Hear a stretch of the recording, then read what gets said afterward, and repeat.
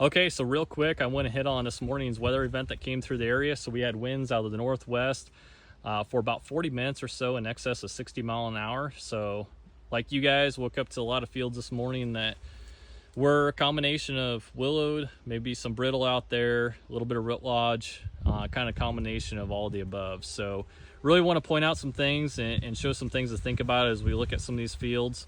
So let's get down in the canopy here. So this field is about 6 foot tall. We're about 5 to 6 leaves away from tassel, so we're still growing vegetatively. And the plant was really about as big as we can have without having fully developed brace roots yet. So this plant's going to continue to develop roots until tassel.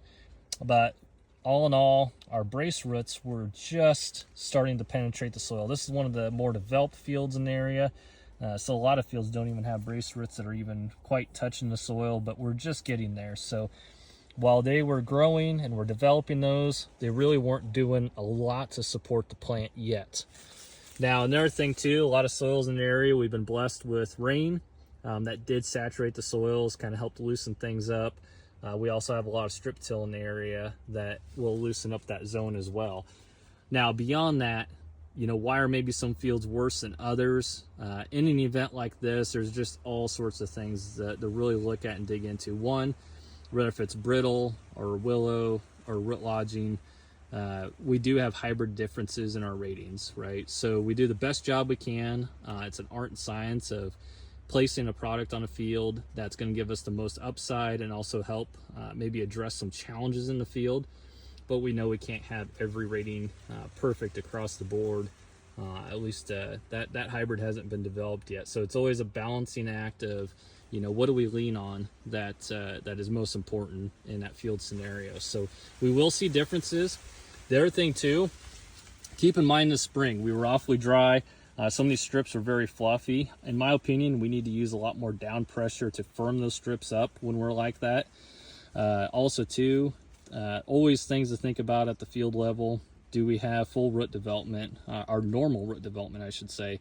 Was there any fertilizer injury, you know, sidewall compaction, even compaction as we run across soils this year? Being that we were so dry, I have seen tillage events that we only soaked moisture in that top maybe 3-4 inches and had essentially a compaction zone below that. So hindering some of the root development. So any combination of those things where we further hindered root development are going to show a little bit more root lodging in some of these scenarios. So just some things to keep in mind. Now, glass half full perspective, we've got a lot of development of this corn plant left before vegetative state, or at least a decent amount, to where we're going to see those roots help pull that plant back up.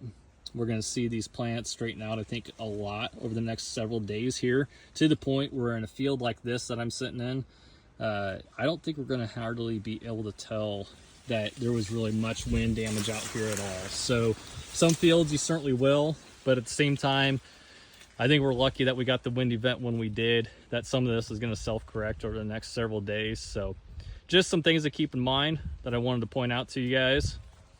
And like always, stay safe. And if you got any questions, feel free to reach out.